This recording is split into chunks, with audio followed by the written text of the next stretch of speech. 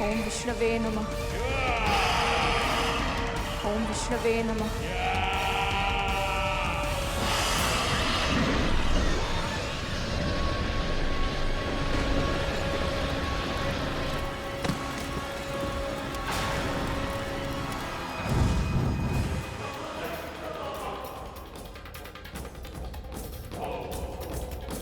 आशा कीजिए कि आपका पुत्र भी हमारी मां की रक्षा और उनका सम्मान ऐसा ही कर रहा हो।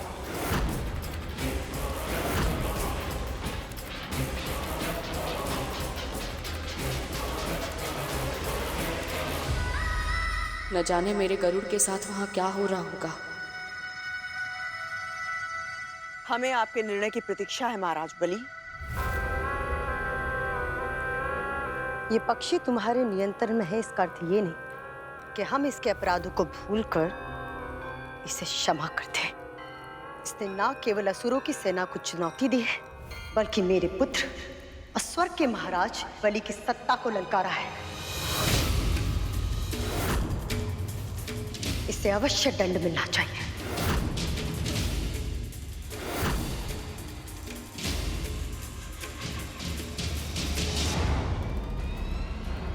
पर एक उपाय है।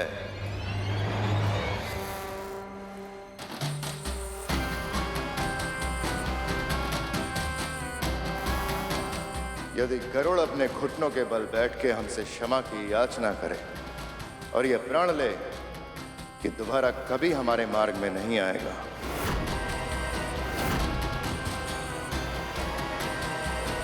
तो शायद हम उसे क्षमादान देने के बारे में विचार कर सकते हैं।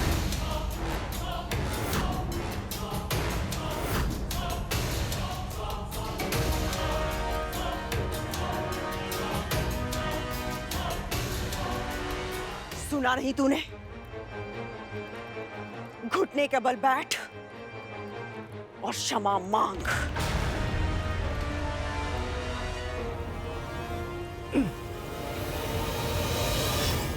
ये आदेश है मेरा गरुड़।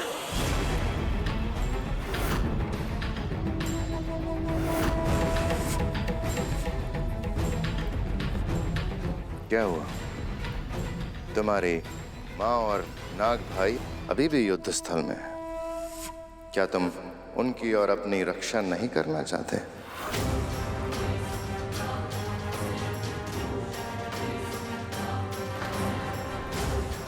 मेरी माँ की सुरक्षा से अधिक महत्वपूर्ण मेरे लिए और कुछ नहीं है। फिर चाहे उसके लिए मुझे अपने प्राण देने पड़े या अपना आत्मसम्मान खोना पड़े।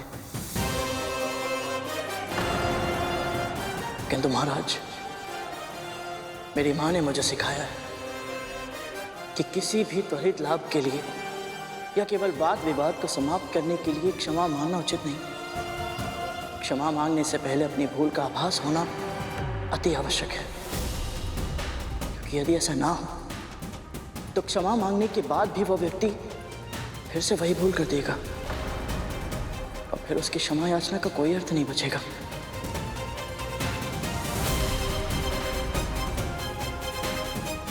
और ये सत्य है महाराज, अदिति मां की रक्षा करने के निर्णय को मैं अनुचित नहीं समझता। यदि आवश्यकता हो तो मैं फिर से करूंगा, सहर्ष करूंगा।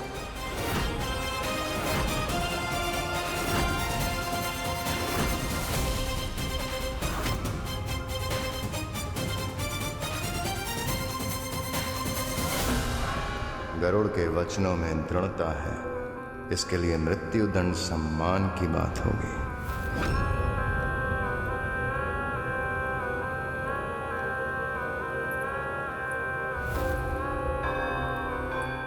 पुत्र, आप किस बात की प्रतीक्षा है?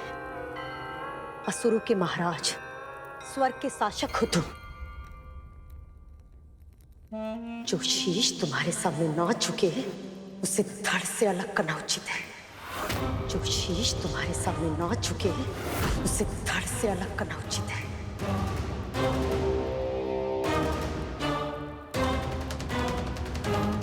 दास होकर भी इतना अभिमान। तेरे लिए मैंने अपने और अपने पुत्रों के प्राणों को संकट में डाला है, एक विनीत भाव से क्षमा भी नहीं मांग सकता? जब से इसकी माँ दासी बनी है, उसने किसी आदेश की अवहेलना नहीं की। और एक ये है, ना तो उसने दास होने का धर्म निभाया, ना पुत्र होने का कर्तव्य।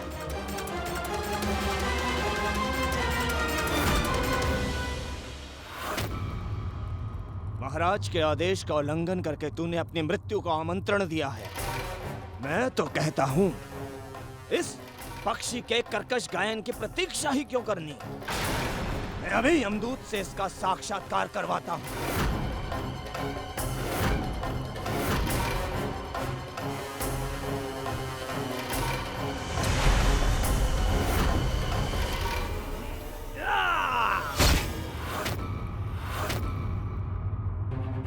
हे परम प्रभु विष्णु, मेरे पुत्र की रक्षा कीजिए, रक्षा कीजिए मेरे पुत्र की।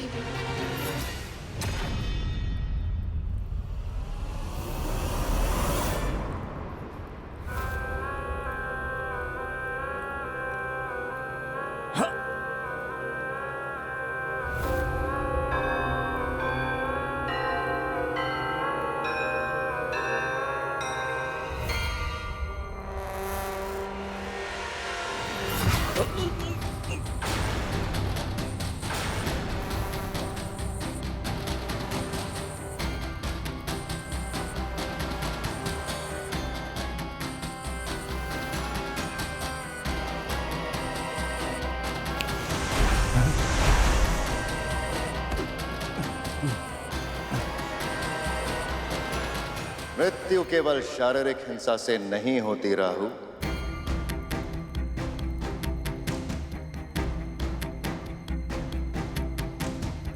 व्यक्ति अपना आत्मसम्मान खो के भी मृतक समान हो जाता है।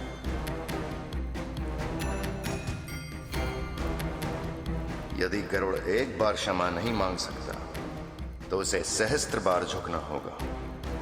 पूरी प्रजा के सामने से 1 सहस्त्र 8 बार करबद्ध प्रणाम करके हमारे महाबलीपुरम की प्रदक्षिणा करनी होगी।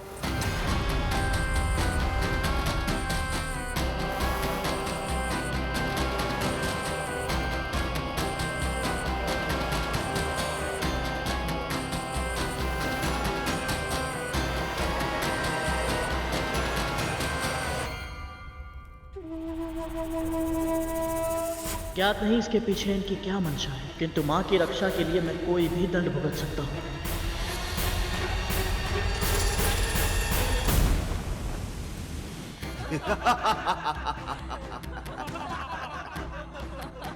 सुना है ये बहुत ही शक्तिशाली पक्षी है। वज्रांग की पूरी सेना को अकेले ही हरा दिया था इसने। तुमने सही कहा मित्र, पर हमारे महाराज बलि के सामने बड़े से बड़े योद्धा नतमस्तक हो जाते हैं। तभी तो आज ये पक्षी भूमि पर लौटकर अपने अपराध की क्षमा मांगेगा। सही कहा मित्र।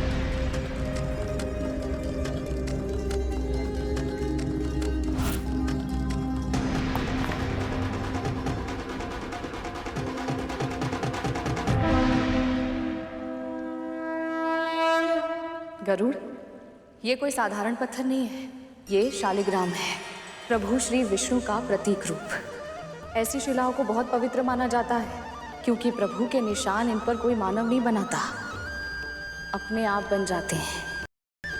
समय के साथ प्रभु की कृपा से। शालिग्राम अनेक तरह के होते हैं जिन्हें उनके आकार, रंग और चक्र, मुख, वनमाला आदि निशानों के आधार पर पहचाना जा सकता है।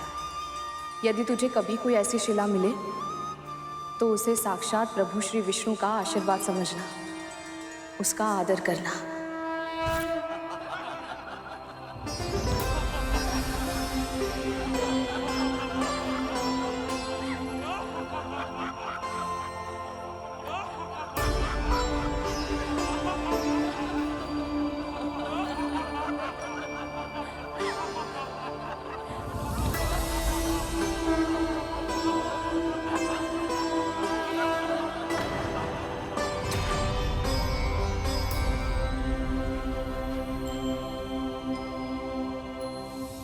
ओम विष्णवे नमः।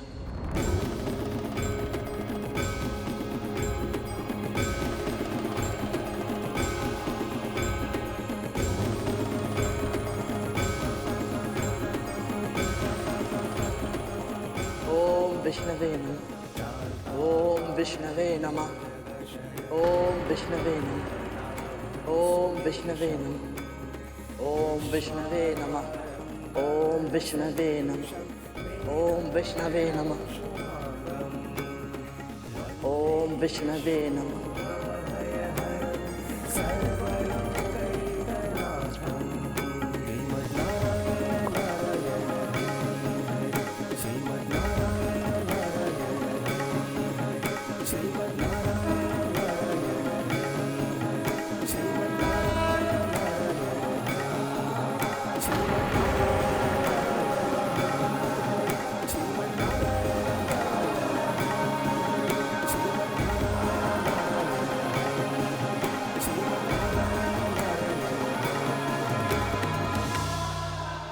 ओम विष्णवे नमः। ये पक्षी क्या कर रहा है? इसे नगर की परिक्रमा करने के लिए कहा था और ये तो सिर्फ पत्थर के चारों ओर चक्कर काट रहा है। इसको ना केवल महाबलीपुरम की, देखिए ये संपूर्ण सृष्टि की परिक्रमा कर रहा है। ओम विष्णवे नमः। ध्यान से देखिए। ओम विष्णवे नमः। ओम विष्णवे नमः। शालिग्राम।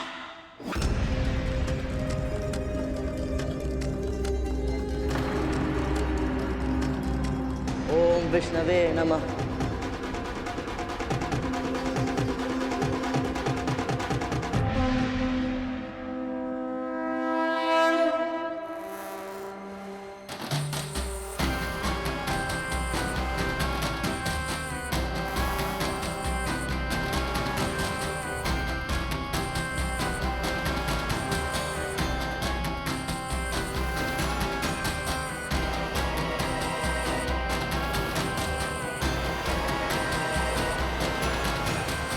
हम असुर सदा से महादेव शिवशंकर के भक्त रहे, किंतु आज तुमने शालिग्राम की परिक्रमा करके भगवान विष्णु को भी यहाँ स्थापित कर दिया है। आज से महाबलीपुरम में भगवान विष्णु की भी भक्ति होगी।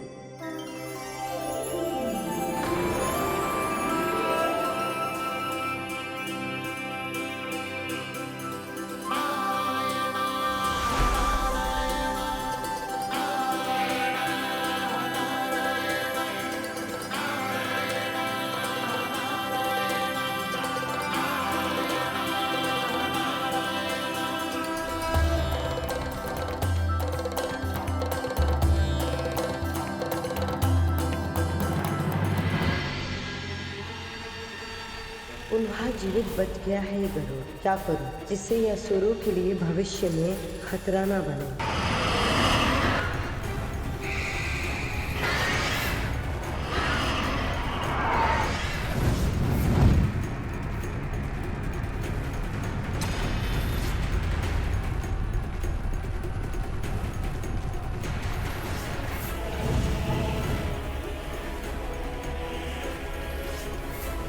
बच क्या रहा हो?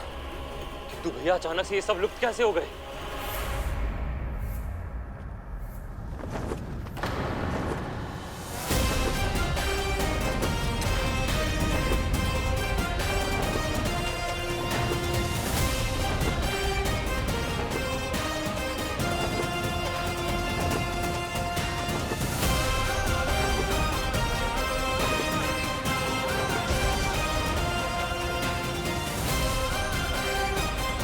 प्रभु, आपका कोटि कोटि धन्यवाद।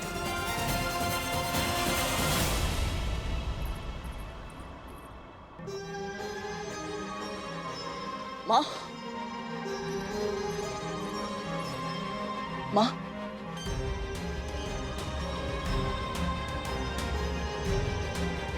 इसे छोड़िए माँ, आप सकुशल है?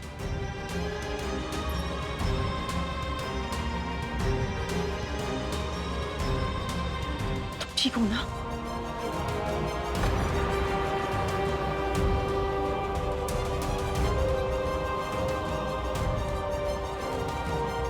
आज तुम दासों के लिए मैंने मेरे पुत्रों के प्राणों को दांव पर लगाया है।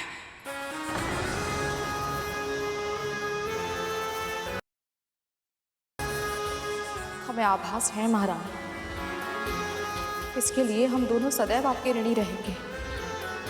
कुछ सीख अपनी मां से। ये होता है अच्छे दास का व्यवहार।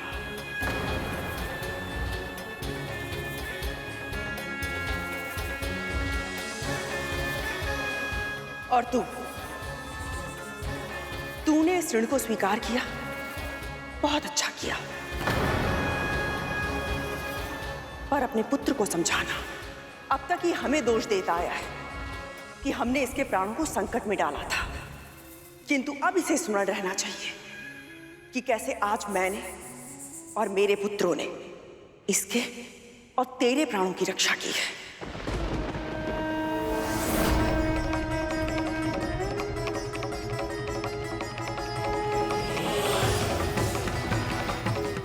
महारानी, मैं सच्चे हृदय से आप सबका आभारी हूं।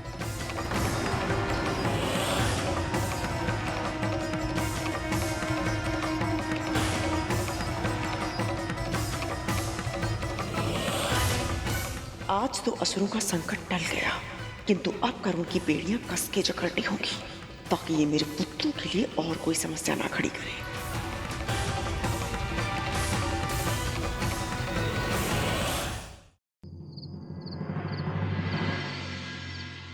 माया भी बहुत ढीठ है।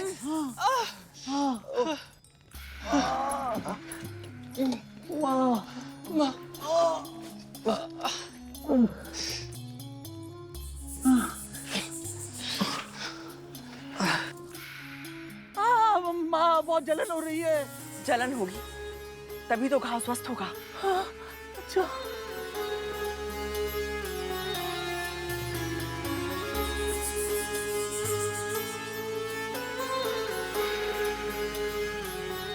माँ, सत्य कहो, जब आप अचानक से गरुड़ के साथ चली गई तो मैं भी सोच विचार में पड़ गया।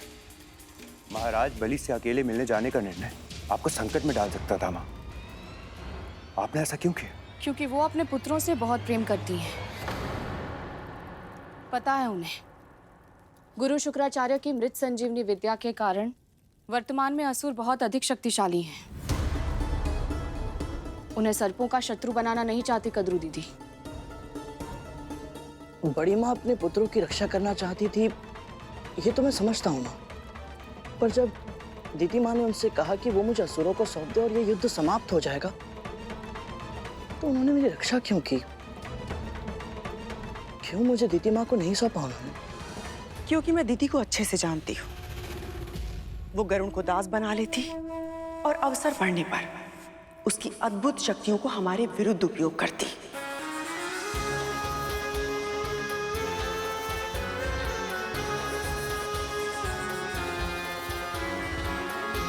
गरुड़ उसके लिए एक अचूक शस्त्र बन जाता और हमारे लिए एक भीषण संकट। गरुड़ को उसे सौंपने से मना करके मैंने न केवल दीदी और उसके पुत्रों को शक्तिशाली होने से रोका है, बल्कि गरुड़ ने उसकी मां पर एक ऐसा उपकार किया है जिसे वो चाहे भी तो जीवन भर नहीं चुका सकते। यदि कद्रू दीदी ने ये सब उपकार मानकर किया है तो उपकार ही सही। मेरे लिए इतना ही पर्याप्त है कि तू सुरक्षित है। उनकी मंशा चाहे जो भी रही हो गरुड़, जब तक तू मेरे साथ है ना, मुझे कोई अंतर नहीं पड़ता।